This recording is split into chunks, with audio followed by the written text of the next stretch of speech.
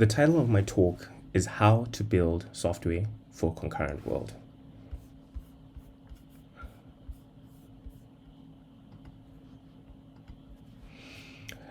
There are tons of times where I've heard concurrency and parallelism used interchangeably.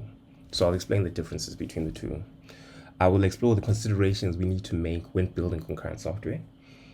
There are quite a lot of concurrent models, so I will look at a couple of them, namely the AKKA model and communicating sequential processes, and the languages that implement these models. Hopefully by the end of this talk, people will be able to explore alternatives to lock-based concurrency. That is very popular in many languages. The world as we know it is parallel. Right? So for instance, this talk could be streamed or played back to different people in different locations on different platforms. So to clarify, when I talk about a concurrent world, I'm talking about building software on hardware that supports concurrency. I'm talking about multi-core machines. I'm talking about utilization of the advancements in hardware to enable our programs to run faster, to be structured more efficiently, and for programs to be safer. There's several considerations when building software, but one very important one is using the right tool for the job. That means selecting the right programming language for a particular use case.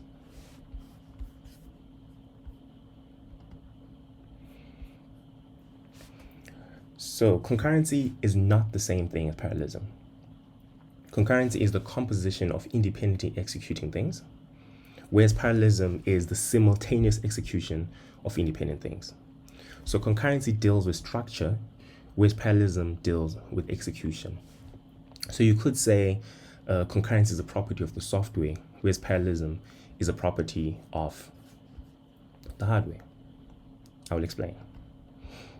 Consider a situation like this, where you want to share a resource such as coffee. Right? So let's then imagine that we have a single long queue leading up to a coffee machine. How could you improve the situation? Right? The first step you could do is maybe chop the queue down in half and everyone takes a turn to order coffee. Although the situation is an improvement, it might need some slight synchronization since everybody has to actually coordinate and take a turn to actually order a coffee. The problem is if we try to make coffee for different orders at the same time, we risk ending up with mixed up coffee orders, and we actually don't want that. That's what you term race conditions. So concurrency is about structure. It's about breaking down that particular queue in this example into independent things and then composing it to solve a problem. So say down the line we make some great profits and we then decide to get another coffee machine. Now we have two queues leading up to two coffee machines. Now this is parallel, as two coffee orders can be made at the very same time. Parallelism is about execution. It's basically making progress at the very same time.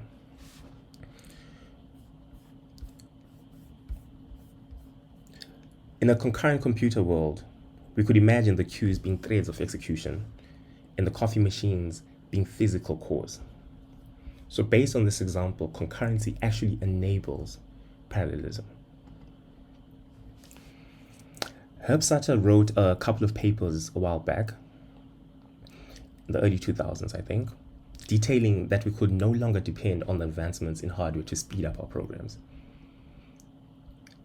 That basically meant the free lunch was over. You couldn't just expect hardware manufacturers to bump up their cores or to make their hardware faster and your program to then benefit from that. So for hardware manufacturers, it is getting harder and harder to exploit higher clock speeds due to issues such as too much heat and power consumption that's too high. So the future performance growth drivers will be things such as hyperthreading, where you have two or more threads in parallel on a single CPU, or the multi-core, where you have two or more cores running on a single chip. Another thing that is a future performance growth driver is on-die cache, since accessing main memory is expensive. So if our programs, or if we want our programs to benefit from advancements in hardware, they have to be well-written concurrent programs. But what does that look like exactly? The code above is from Herb Sutter, from a paper called Software in the Concurrency Revolution. And this paper was written in 2005. Currently, threads and locks are what most programming languages offer. But these abstractions are too low level and difficult to reason about. We need languages with higher level abstractions. Threads and locks are highly non-deterministic, difficult to test, and difficult to evaluate or verify. We need languages that are closer to how we think and behave as humans.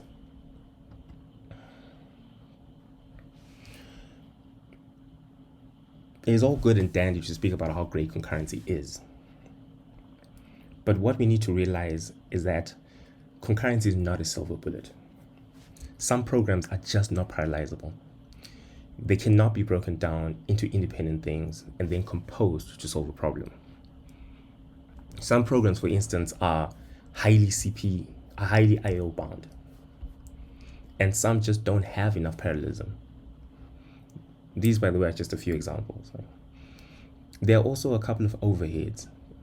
Like, for instance, in your concurrent program, when you're trying to build a concurrent program, there may be some extra activities that are needed for that concurrent program.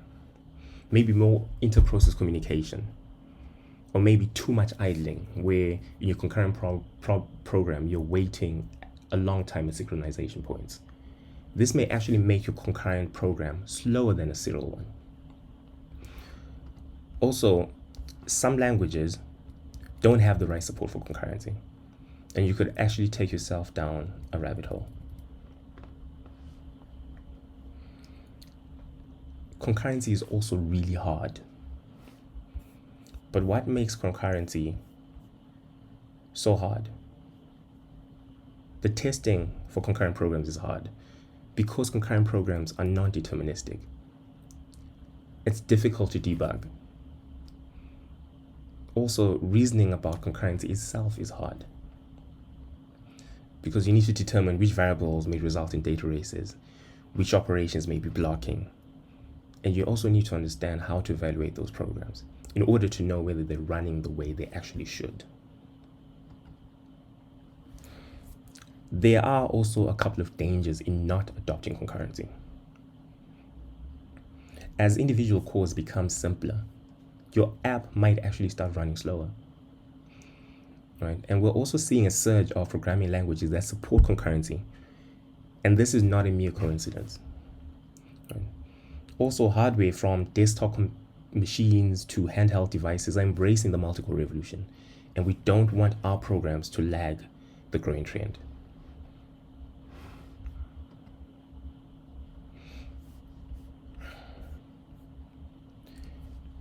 What do we really need to build concurrent software? We need different people to come to the table or to the party. We need language designers, right? We need languages with better abstractions. We need tools that help us to find defects, help in debugging, find performance bottlenecks, aid in testing, right? Be able to evaluate or simulate our programs. We also need software developers to come to the table because a real mind shift is needed. We need to have a different approach to building software. Right? We need to learn and embrace concurrency. Another thing is we need to identify composable algorithms. We need to identify algorithms that can be broken down into independent things and composed to solve a problem. So several concurrent or concurrency models exist, but the focus of my talk will be concurrency models based on message passing. And these are the AKKA model and communicating sequential processes. In the preceding slides, I will explain the differences between these concurrency models and look at languages that implement them.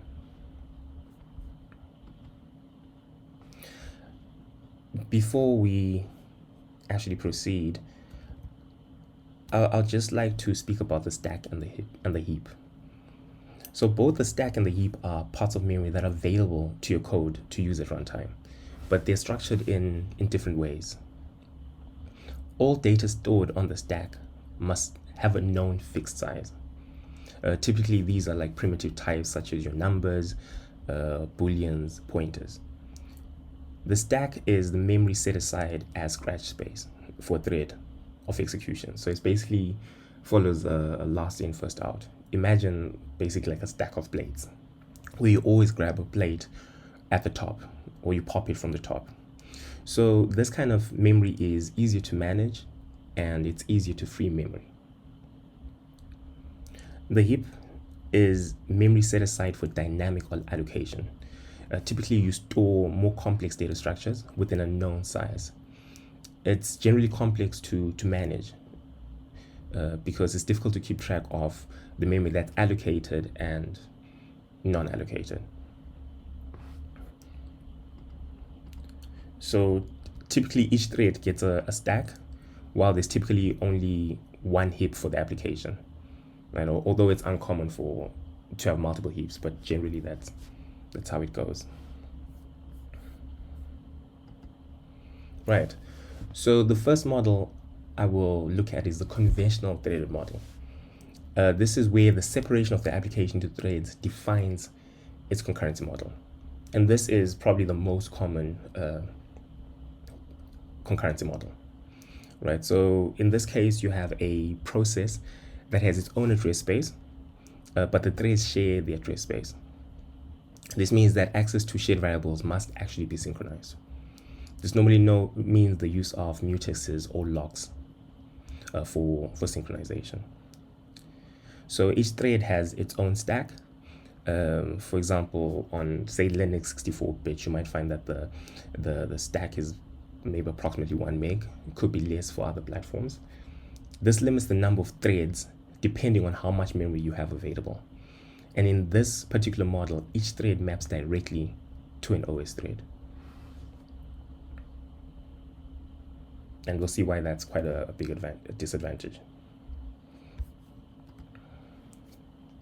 Right, so back to our coffee example. So the conventional threaded model is the most common to languages such as Java. However, a lot of languages do implement the conventional model. So in our example, to access the coffee, it would mean having to acquire a lock or mutex, for example. Right. This model also comes with a lot of drawbacks. As I mentioned, it's a little too low level and means that a developer must really understand how to handle shared data, how to correctly acquire and release logs. It's just too much of an overhead for a developer.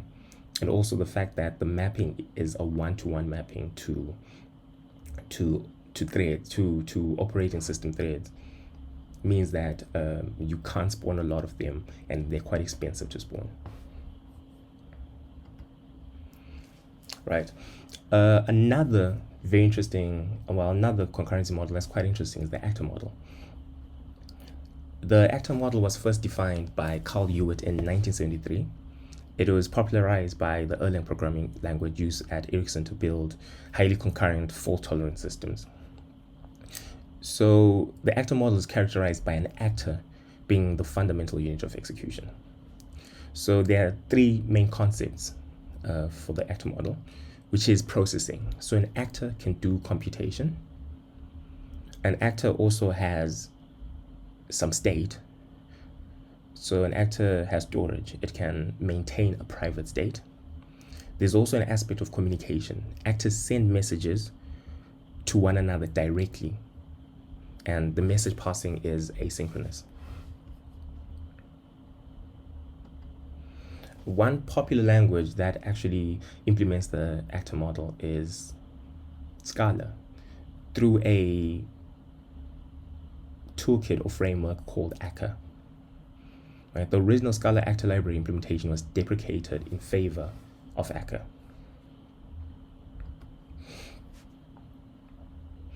So actors as I mentioned, are the fundamental unit of execution. And the AKKA execution engine multiplexes actors onto a subset of threads. Right? So it's not a one-to-one mapping like we saw for the conventional thread model. And the heart of the execution engine is dispatches. Right? So these bind a set of actors to a thread pool. And they also execute the message handling code. So a thread pool is a group of pre-instantiated idle threads which stand ready to be given work. So they're cheaper than continuously creating threads on the fly. Actors are lightweight, so you can have millions of actors efficiently scheduled on dozens of threads, reaching the full potential of our modern CPUs. Actors are also reactive, so an actor does not do anything until it receives a message. When not doing anything, an actor is in a suspended state, so it does not consume any resources. So what does it actually look like in an actor world? So each actor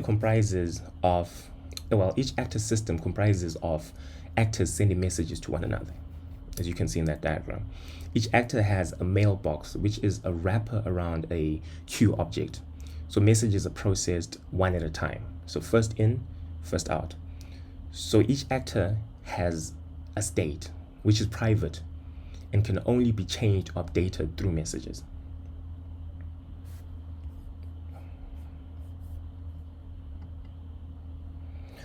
So if we went back to our coffee example, modifying the internal state of an actor is only possible via messages, which are processed one at a time, eliminating data races.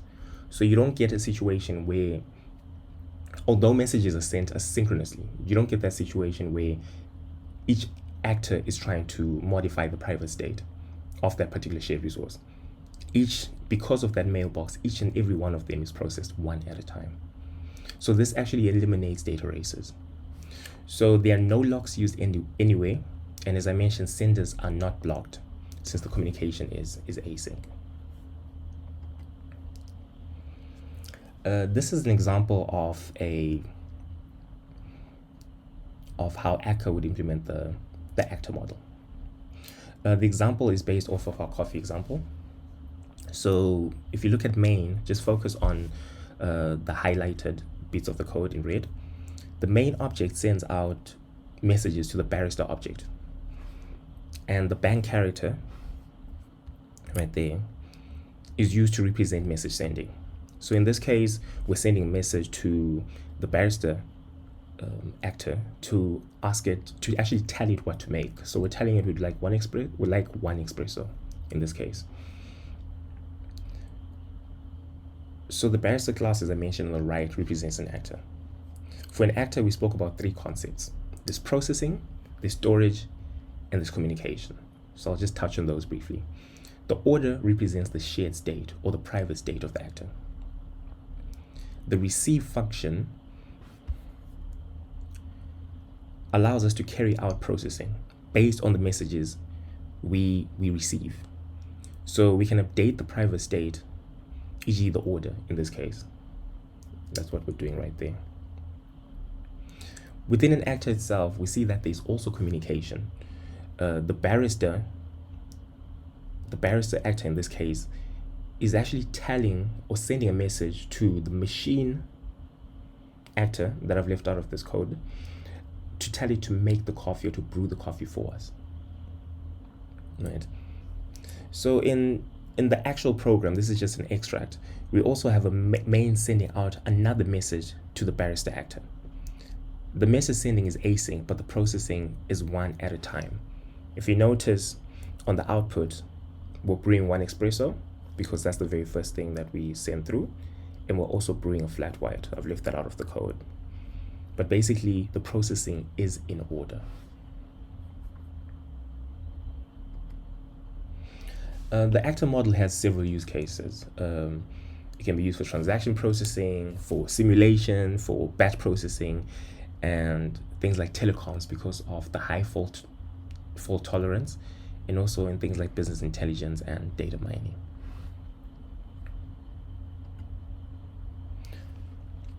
CSP is another concurrency model, first described by Tony Hoare in 1978. It is a formal language for describing patterns of interactions in concurrent systems. And it's based on two concepts, right? So it's based on sequential processes, and it is based on communication through channels. So basically, processes communicate and synchronize through channels.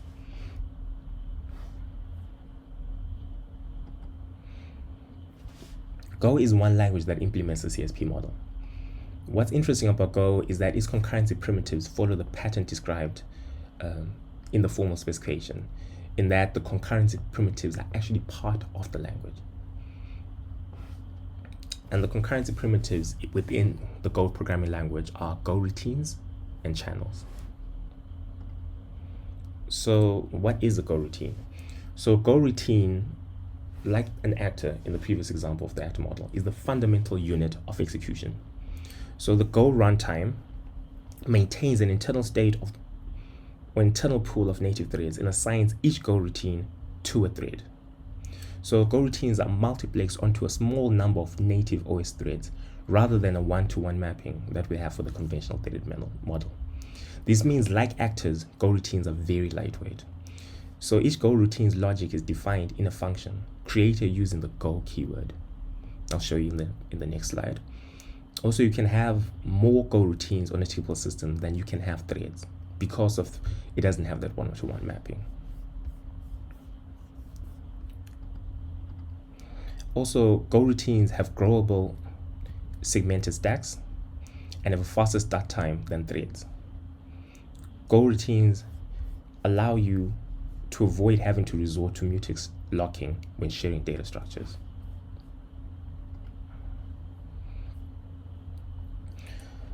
The Go mantra is don't communicate by sharing memory, share memory by communicating, right? So this is where channels come in. Channels are a typed conduit that enable Goroutines to communicate safely. So you can have an int channel, for instance, a string channel, etc., and even more complex data structures. So channels by default are unbuffered, which conforms to CSP, or may be buffered. So just imagine these channels as being pipes that connect concurrent Goroutines.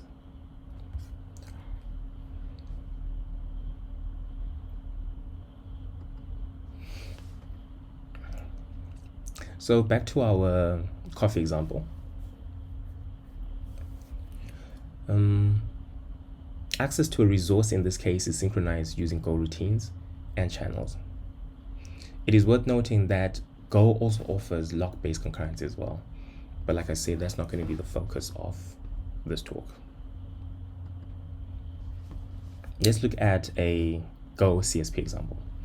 Right, this is an example of how Go will implement the CSP model.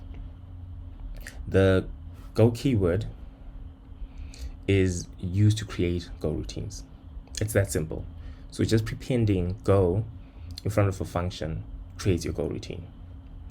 So to process our coffee order, we pass a coffee order struct, which is this, to the process order Goroutine. The order has how many coffees we want, the type of coffee, and the channel itself. Right. So for main, which itself is a Goroutine, by the way, it might not be prepended by the Go keyword, but main in Go is a Goroutine. So from main, we create two Goroutines, which process our orders. In this case, they just create a string, in this case there, and we then pass that string back to the main thread via the order channel. So this character here is what's used to denote that we are actually, or to represent sending a message to a queue. So in this case, we send our customer order through the channel back into the main thread, where we then receive it on the main Goroutine and brew our coffee. So the output below, you will notice that the output is not in order. So I ran this twice, and you'll notice that for the first run, we have the espresso being ordered, then we have the flat white being ordered. For the second run, we have the flat white being ordered and the espresso being ordered. So unlike with actors where it's processed one at a time because of the queue, with Go, it's processed in any order. So there are several use cases for Go. For instance, Go is used for container orchestration, within load balancers, within web servers, and it's also used for research. There are other use cases as well. Another interesting language that I've started getting to learn is a language called Rust.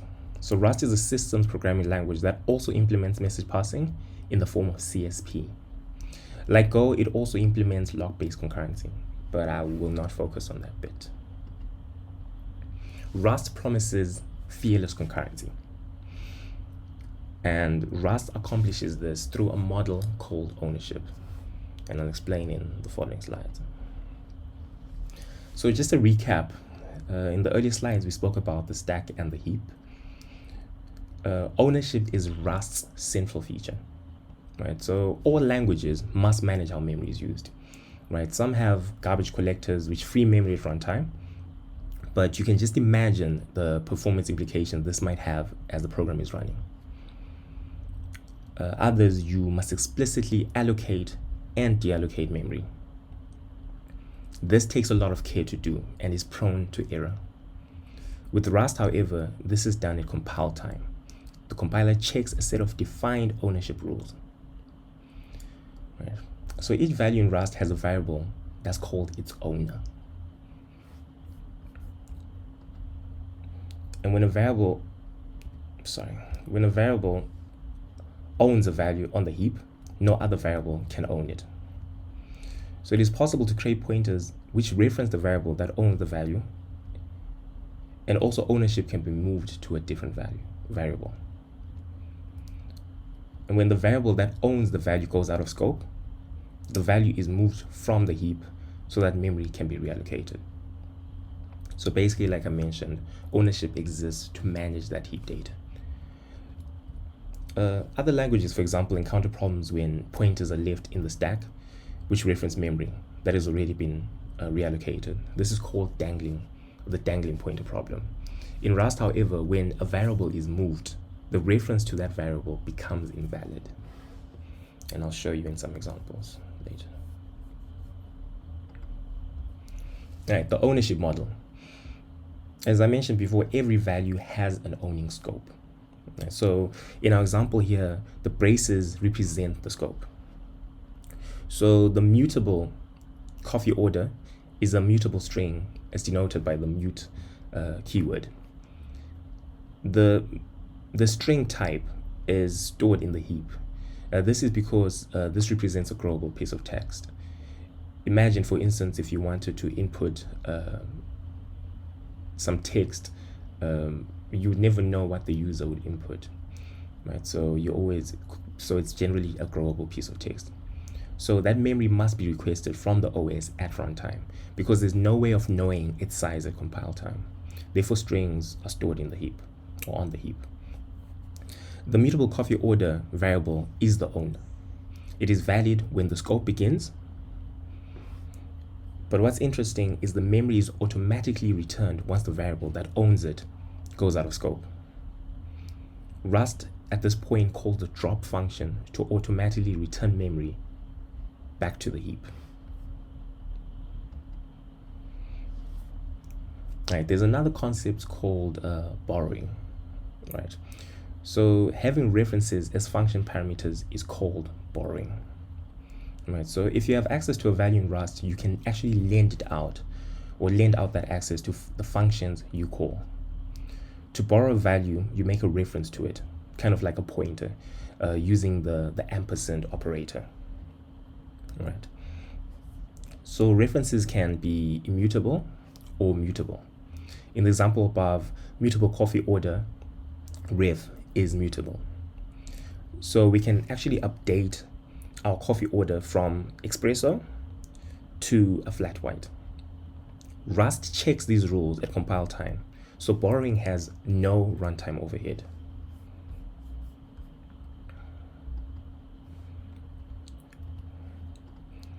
But mutable references have one big problem, or one restriction. You can only have one mutable reference to a piece of data in a scope.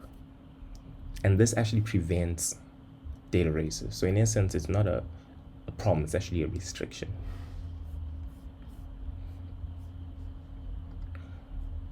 Right, just going back to our example. This is basically how Rust handles a shared resource. Single ownership is actually enforced by the Rust compiler. So you do not keep any references to the data after you send it to another thread. And this is actually handled for us by the compiler. I'll just show you an example here. So this is how Rust would actually carry out or implement the CSP model. In this case, you'll notice that we create a channel at the beginning of the main function. We create our channel, and each channel has a sender and a receiver. Right, there's some boilerplate code, but you can just focus on the code that's marked in red.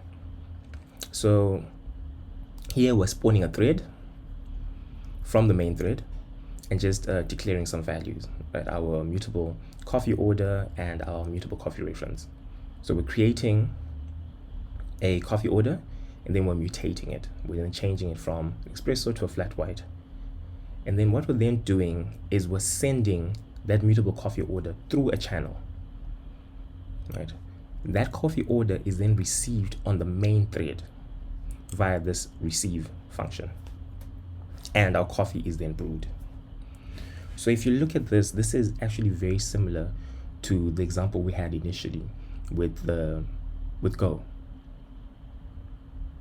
So you basically create the channels, you send whatever it is, whatever data structure you'd like to send through the channel, and you receive it, right? Seems very, very similar to Go. At first glance, you would imagine that their CSP implementation is actually the same. Right. I'd just like to recap the previous Go example, right? So I've updated this example. So what if for the original Go example, we changed it slightly? Right, let's focus on the code in red. Right. What if we send through a pointer to the order via the channel instead of the order itself? So this is represented by the ampersand in front of our customer order. Right. And what if after we sent it through the channel, we then updated the customer's order? So say initially, like for this example, we initially ordered one espresso, and we ordered a flat white. But what if we actually, after we send through the order, we then update it to a cappuccino? The result would actually be what we see in the output, right? So we'd get a cappuccino and a flat white, and yet we ordered an espresso and a flat white, right? This means that this isn't actually safe, because we've actually managed to mutate a variable after we've actually sent it through to a channel.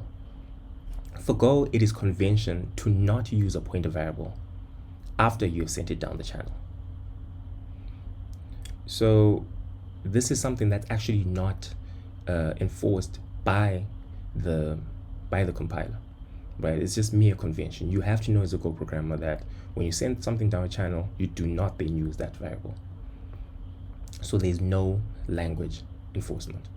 But the result in this case is that we have actually created a data race, right? Because the data that we send through isn't the same data that we receive back.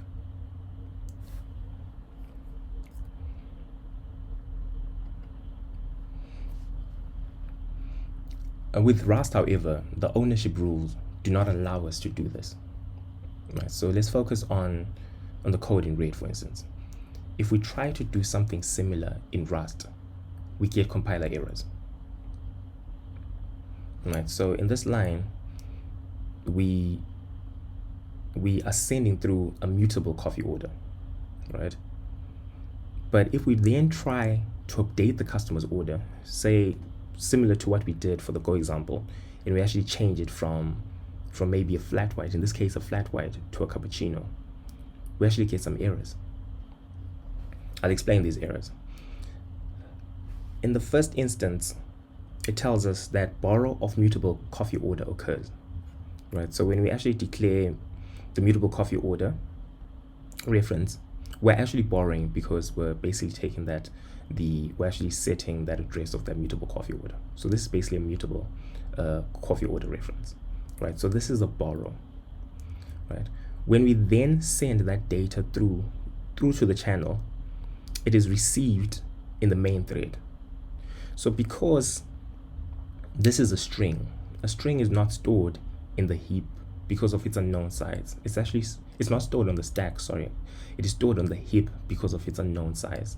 So what happens is when you send such a variable through the channel, there is a transfer of ownership. So when you do a send on that thread, it is received on the main thread. And the variable in the main thread, which is basically the received variable, now owns that particular piece of data. So that data has been moved. There's been a transfer of ownership.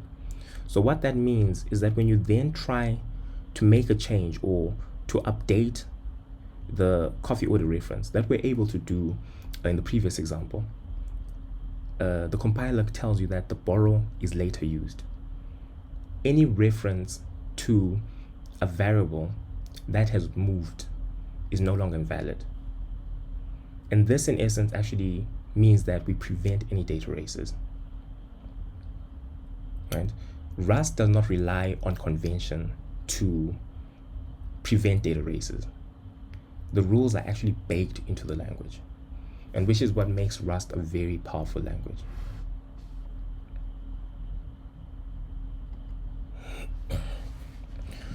So what does Rust accomplish?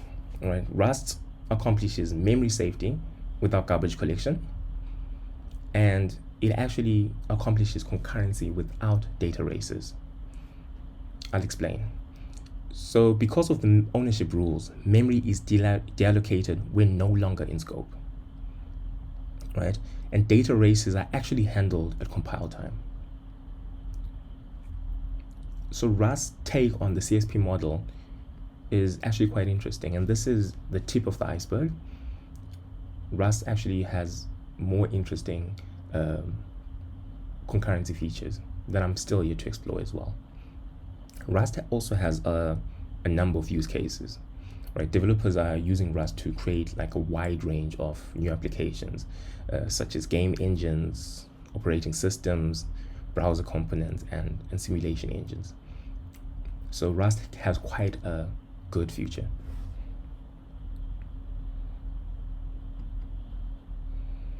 So just to summarize, concurrency is not parallelism, right? But as you saw from the other examples, concurrency actually enables parallelism. Concurrency is about breaking down a problem into independent things and then composing those things to solve a problem. So if you go back to our coffee example, that breaking down of that queue actually makes our program more structured or better structured, and it enables us to then be able to run the piece of code that we have on multiple cores.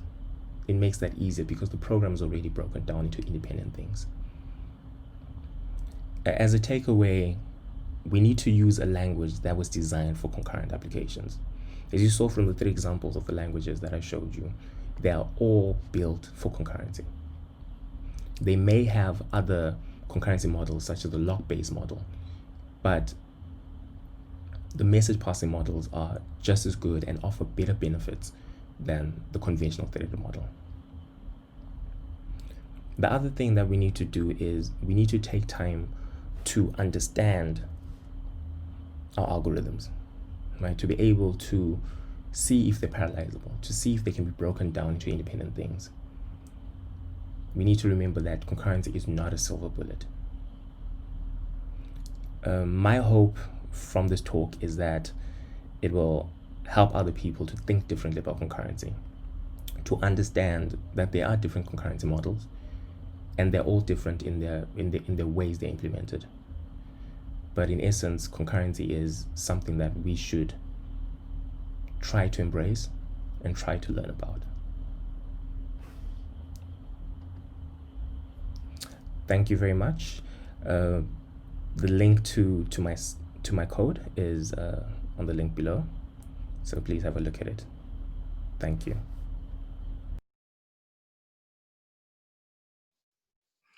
Read out the question, also, please.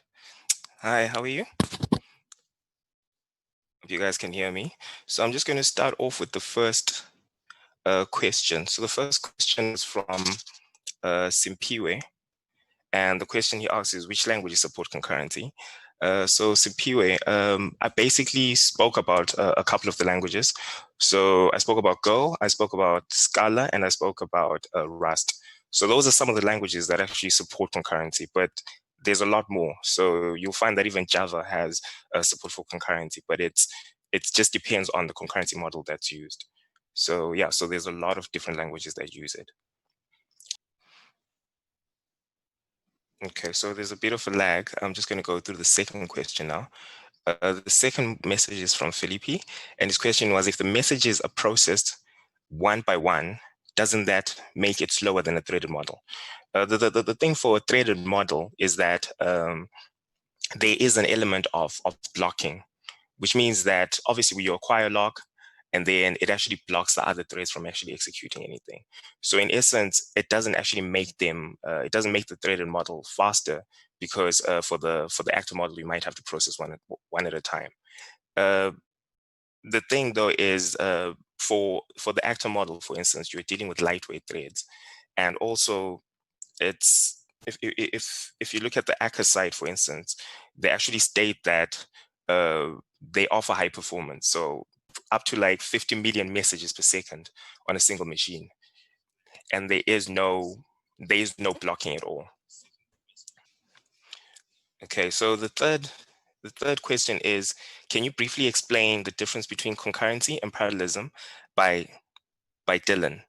Okay, so as I mentioned in the first slides, the concurrency is more about the structure. So it's about how you actually break down your particular program, right? Like the example I gave you, where there's a queue and you break it down into two queues. So basically with concurrency, you're just breaking down the program so that it can be executed.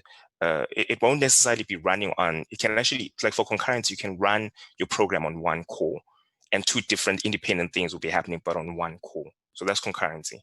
However, parallelism is basically when you now run those independent things on actual physical cores. That's why parallelism is actually a property of your hardware, as opposed to the way your software is broken down. Okay, so the next question is from Sivu, and he asked, in case you haven't answered already, in the example you showed, is the ownership enforced at compile time? Yes, so preventing the situation showed with Go language. Yes, so for Rust, the compiler is the one that actually ensures the ownership rules are adhered to. So it's actually checked at compile time and not at runtime. Okay, thank you very much, guys. I think those are the only questions we have. Thank you very much.